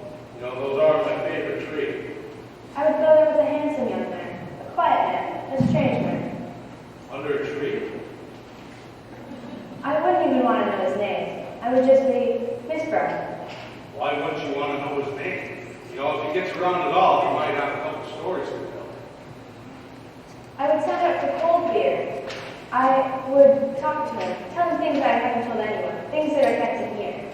And then I would sign up for more cold beer. No whiskey? Beer's better. Maybe under a tree, but you know, he might like a highball. I wouldn't let him talk to me, but as I talked to him, I would want him to reach out a soft white hand and stroke my head and say, poor thing, poor thing. How long would you like for that to go on? 2 weeks. Well, wouldn't that get a little monotonous? Just beer, Akron, and poor thing for 2 weeks? No, it would be wonderful. Well, let me chip in. I can't help but feel like you're making a mistake, not knowing that man's name. Like I said, you might be acquainted with the same people. And I know you're making a mistake with all that beer and no whiskey. But I guess it is your 2 weeks. Cold beer at Akron and one last fling. God, man. Do you think you could maybe like to pay down for a little while? No. Tell me, Mr. Dad, could he do this for me? He could, and he might. You know, I've never heard Harvey speak a word against Akron. By the way, where is he? Why, don't you know? No, the last time I saw him, he was with you. You know, he's probably waiting for me down at Charlie's. That's it. He's down at Charlie's. Well, Doctor, if you'll excuse me. No, Mr. Dad, you shouldn't go in there. Well, I couldn't leave without saying hi to my friend, Dr. Sanderson. Mr. Dad, Dr. Sanderson is not your friend. None of those people are your friends. I am your friend. Well, that is very nice of you, Doctor. I would like to call myself your friend as well. And this sister of yours, she is at the bottom of this conspiracy against you. Today, she tried to persuade me to lock you up. She has commitment papers drawn up, she has the power of your attorney, she has the key to your safety box. She brought you out here. Wow. You know, she did all that in one afternoon. She certainly is a world. God, man, haven't you any righteous indignation? Well, Doctor, for years my mother always used to tell me, in this world thou would, she always told me. She'd say, in this world thou would, you must be oh so smart or oh so clever. And for years, I thought I was very smart. But I definitely recommend these lessons. You may quote. Just the same, I would protect you if I have to come in. Would you like me to do that? Well, no, Doctor. I wouldn't want to let Beta want it that way. And I'm not saying that you don't have a nice place. This place is wonderful. But I think she would be much happier at home with me and Harvey, all in Myrtle Bay. Miss Kelly, find her grace as number 4, this enchanting face, Open Smith Ellis. My dear, you will never let go. I'll never feel happy, Mr. Dowd. I know. Well, yes, Doctor? I wonder if I'll be able to remember any more of that poem. You know what? Maybe the dragon game is a good one. Kelly, never kiss me. Wilson, All right, Bill, you're discharged. This way's home. take your hands off that man. What? Apologize to Mr. Dowd. Apologize to him, but this guy's a rabbit. Apologize. Apologize. Are you serious?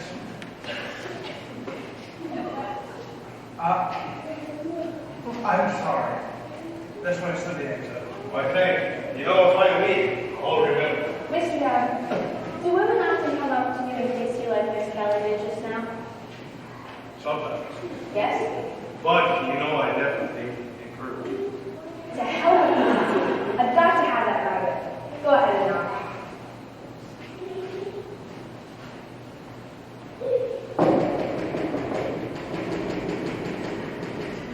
Dr. Sanderson, you know, I couldn't leave without saying goodnight. Do you agree with my diagnosis? Yes, call him off. Vega, Judge Gaffney, right away. Will you step down here for a minute, please? Well, it's settled. Yes, I find I concur with Dr. Sanderson. Oh, that's wonderful! What a relief! Good job, Doctor. Well, let's celebrate, huh? You know, I have a couple new bars listed in the back of this man. This injection carries a violent reaction. We can't give it to him without his consent. Will he give it? He will if I ask him. To give up his rabbit. I doubt it. Don't ask him, just give it to me. We got Bessie's barn dance, Blondie's chicken in, better late than never, Betty's driving. Elwood. Oh, we could go to Betty's. You know, there might be quite a few of us going, so we should probably phone for a table. How many of us will be going? Oh, Elwood! Mr. Dowd, I have this formula, 977. It will be good for you. Will you take it? You won't see this rabbit anymore, Elwood. But you see your responsibilities. Your duties. Well, doctor, I'm sure if you recommended it, it must be a very fine thing. And I'll be happy to recommend it to any person that I feel needs it. But for me personally, I won't have it. Oh, see, Judge, see, Doctor, see what I have to put up with every day? Wait, do you want me to take this? Elwood, I'm only thinking of you. You're my brother, and I've known you for years. I care about you. That Harvey doesn't care about you. He's making you look like a fool, Elwood. Don't be a fool. Oh, I won't. What? You could amount to something. You could be sitting on the Western Slope waterboard right now. What will you go over and ask them? Well, geez, Rita, if that's all you want. I mean, that's not very hard. Me and Harvey will go up there tomorrow and ask them.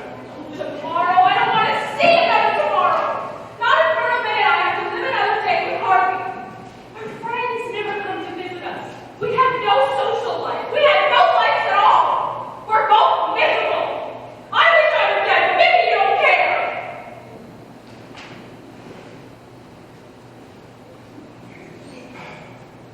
Well, Doctor, I've always wanted Rita to have everything she wants and needs. I'll take it. Where do I go? Into Dr. Sanderson's office, Dowd.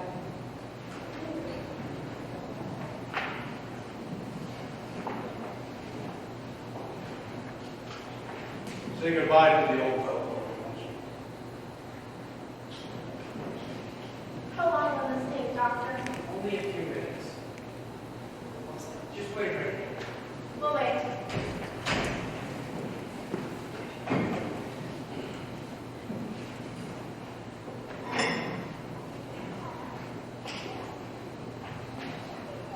The doctor said it would only be a few minutes. Now, Mother, don't fidget. Oh, how can I help it?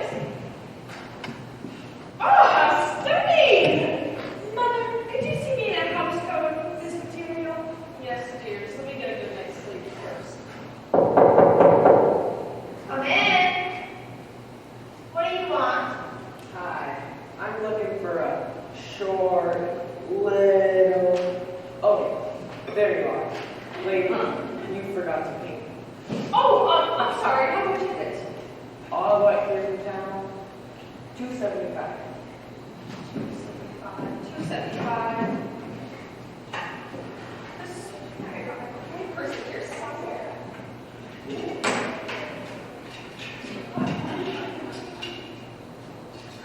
Myrtle, do you have any money?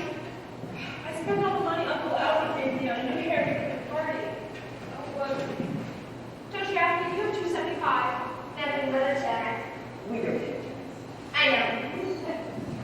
Dr. Chumley, do you have 275 I can give this man?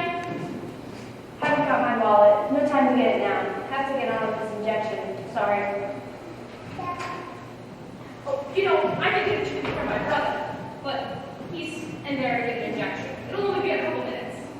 You're gonna get my money from your brother. He's Americans with some they should have here. Yes, but it will only be a couple minutes. Lady, I don't want you. I said it would only be a few minutes. Besides, I want you to drive us back to town anyways. And I said I don't want you now, or if those my cab back to town, and you quit from the bus at 6 in the morning. Well, all the pig-headed stubborn thing. I should say so. What's wrong with you? Never heard of something so unreasonable in my life. Nothing that 275 won't fix. Take it or leave it. Dr. Chumley, could you let Ellen step out for a minute? This cab driver won't wait. Don't be too long now. Ellen, do you have any money I can offer my phone first? Sure.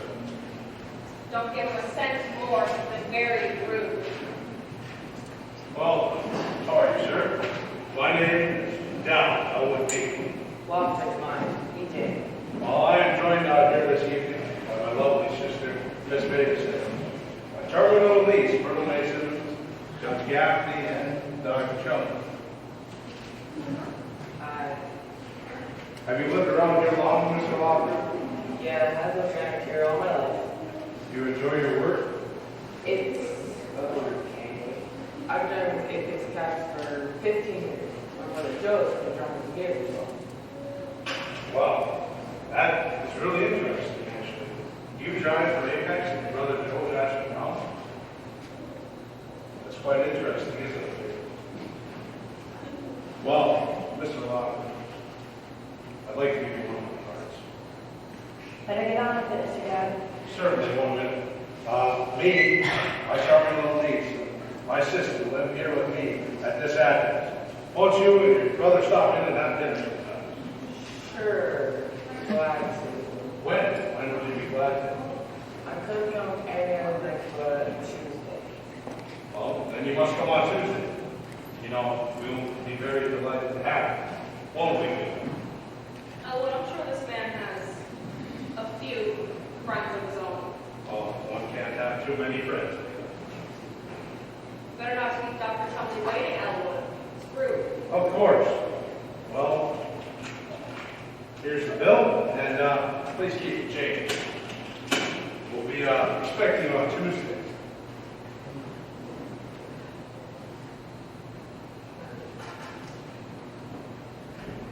A sweet guy. You could have just as well as waited. Oh, no. Listen, lady. I've been driving this route for 15 years. I brought my hitting their stuff and drove them right back after it happened. It changed them. Well, I would hope it would. And you ain't kidding. On the way here, they sit back and enjoy the ride. They talk to me. Sometimes they sit, look out the window, and watch the sunset, and see the birds fly by. And sometimes watch the birds when there ain't no birds, and look at the sunset when it's raining.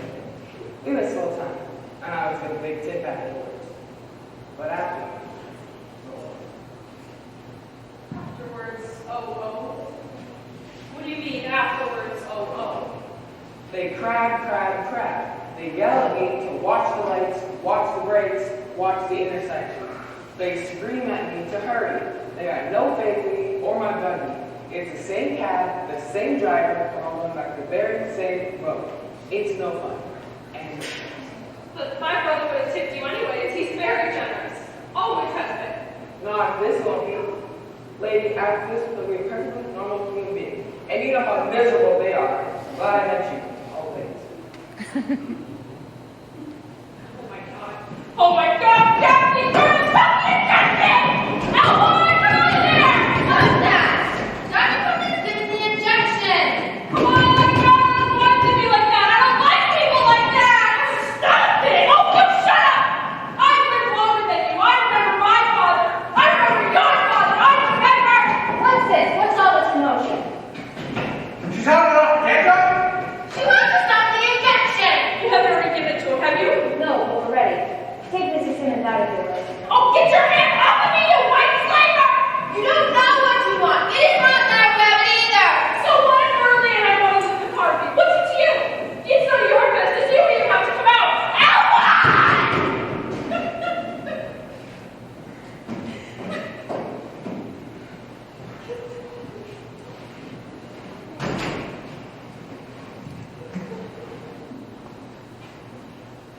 There, everyone. Beta is all fired up. She's done a lot today. Have it over with. But I'm not giving up my game again. No matter how big the animal is. Get out of here. I hate this place. I wish I'd never seen it. But see here. It's whatever Beta says. Would you look at that? My coin purse is in here after all. I could have paid that driver myself. Hush. Come along, Alvin. Come along right away. Good night, Dr. Trumman. Good night, Mr. Wilson. Come along, Alvin. Well, 1 second. Now, doctor, for years I've known my family thinks of Harvey. But for those many years, I've wondered what Harvey's family thinks of me.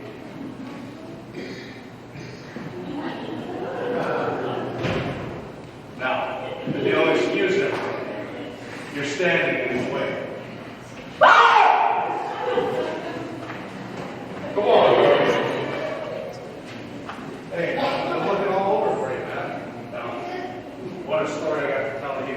So I came off here without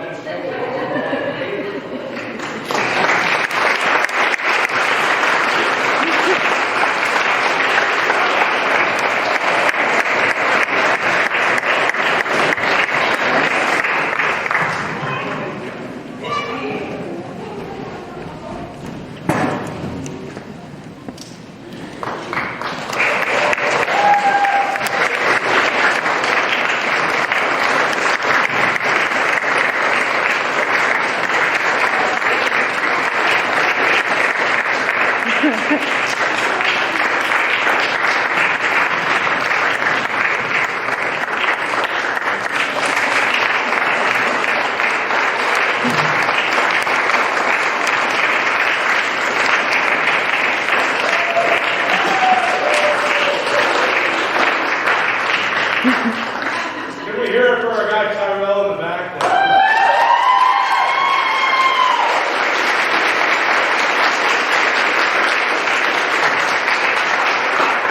Can you say something nice about us now?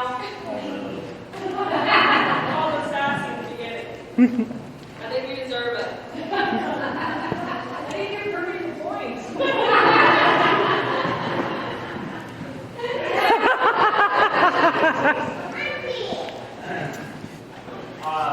Just another shout out again. Thank you guys for coming out. Thank you guys. It's a pleasure to see how every day is different. Those of you that saw today were scrambling a little more. That's kind of fun. It's kind of fun to see what we can come up with. You know,